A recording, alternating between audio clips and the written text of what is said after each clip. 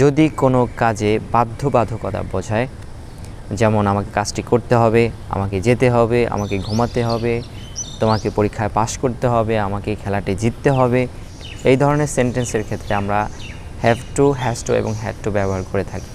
কাজটি যদি বর্তমানে হয় তাহলে ফার্স্ট পারসন এবং সেকেন্ড পারসনের ক্ষেত্রে আমরা হ্যাভ টু ব্যবহার করব, থার্ড পারসনের ক্ষেত্রে হ্যাজ টু ব্যবহার করব। আর কাজটি যদি অতীতকে নির্দেশ করে তাহলে ফার্স্ট পারসন, সেকেন্ড পারসন এবং থার্ড পারসন সব ক্ষেত্রেই আমরা হ্যাড টু ব্যবহার করব। তাহলে চলুন এখনই আমরা কিছু সেন্টেন্স মেক করে ফেলি। যেমন আমি যদি বলি আমাকে খেতে হবে, আই হ্যাভ টু ইট। আমাকে যেতে হবে, আই হ্যাভ টু গো। আমাকে সেখানে যেতে হবে, আই হ্যাভ টু গো দেয়ার। আমাকে পড়তে হবে, আই হ্যাভ টু রিড। আমাকে লিখতে হবে, আই হ্যাভ টু রাইট। আমাকে খেলাটি জিততে হবে, I have to win the game.